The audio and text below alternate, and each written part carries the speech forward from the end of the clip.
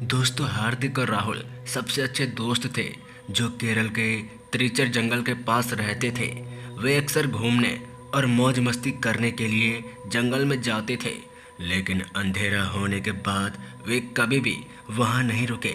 उन्होंने जंगल में एक भूतिया महिला के वास के बारे में कई कहानियां सुनी, जो रात में उसके क्षेत्र में प्रवेश करने वाले किसी भी व्यक्ति को अपना शिकार बना लेती थी। एक शाम उन्होंने पिकनिक के लिए इसी जंगल में जाने का फैसला किया और अपनी बाइक पर निकल पड़े। वे जंगल में एक साफ जगह पर पहुंचे और जमीन पर एक चटाई बिछा दी। उन्होंने अपने नाश्ते का आनंद लिया और बीतते समय से अनजान होकर कुछ देर बातें की। तभी अचानक उन्हें जंगल में कहीं से तेज चीख सुनाई दी।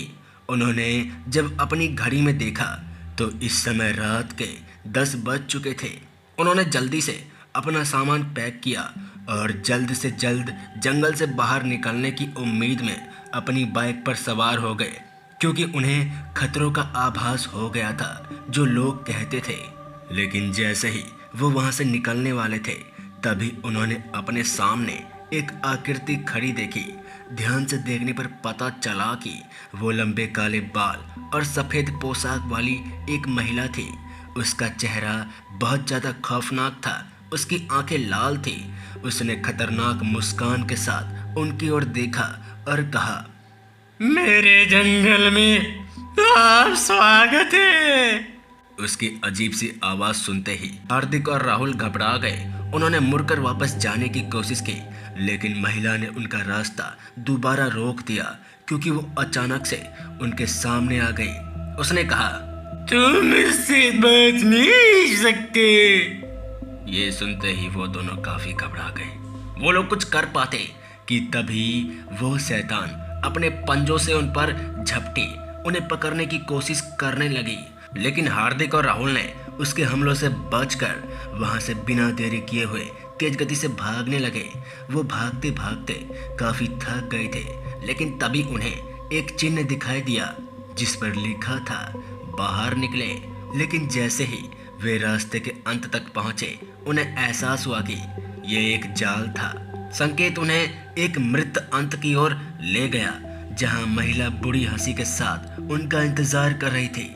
उसने कहा, अरे मूर्ख, तुम मेरे जाल में फंस चुके हो। उसकी डरावनी आवाज सुनकर उनके पैरों तले जमीन खिसक गई।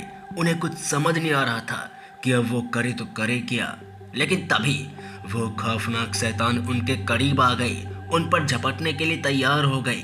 हार्दिक और राहुल के पास वापस लड़ने के अलावा कोई विकल्प नहीं था। उन्होंने जमीन से कुछ लाठियां, कुछ पत्थर उठाए और उस पर फेंकना शुरू कर दिया, लेकिन महिला पर ना कि पत्थर और ना ही लाठियों का कोई असर नहीं हुआ। उसने उनके प्रहारों को नजरअंदाज कर दिया और कहा, मरोगे। तभी वो शैतानी औरत हार्दिक को बाह में पकड़कर उसे हवा में उठा लेती है। फिर वो कहती है, तुम मरेगा, तुम मरेगा। उसने अपना मुंह खोला और उसकी गर्दन काटने के लिए तैयार हो गई। राहुल ने अपने दोस्त को खतरे में देखा और तुरंत कार्रवाई की। उसने अपनी जेब से अपना फोन निकाला और टॉर्च ऐसा चालू कर दिया।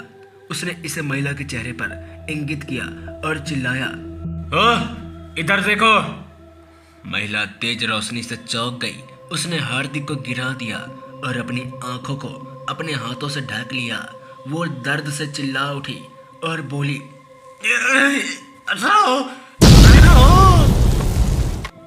राहुल को एहसास हुआ कि महिला रोशनी से डरती है। उसने हार्दिक से कहा, चलो जल्दी से भाग जाते हैं। जिसके बाद वो दोनों काफी तेज स्पीड से अपनी बाइक पर सवार हुए और उस महिला से दूर चले गए, जो अभी भी जमीन पर पड़ी हुई छटपटा रही थी। समय गुजरता गया। वो लोग अभी तेज गति से भाग ही रहे थे कि तभी उन दोनों की बाइक वहीं बंद हो गई। ये देखकर वो दोनों काफी डर गए। उन्हें कुछ समझ नहीं आ रहा था कि आखिर ये हो कैसा गया, जबकि पेट्रोल फुल था। तभी वो दोनों सोचते हैं कि ये उसी की चाल है, जिसके बाद वो दोनों बाइक को वहीं छोड़कर वहां से भागने लगे। समय गुजरता गया। आखिरकार हार्दिक और राहुल ने उस शैतानी महिला का जाल तोड़कर उससे बाहर निकल गया और उस सड़क पर आ गया जहां गाड़ियां आ रही थी और जा रही थी।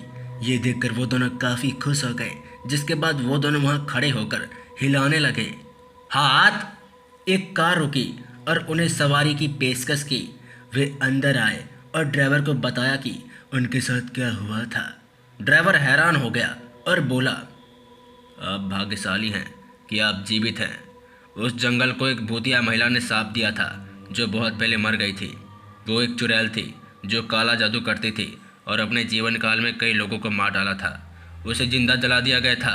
ग्रामीण उसके आतंक से शासन को समाप्त करना चाहते थे, लेकिन उसकी आत्मा जंगल में ही रह गई।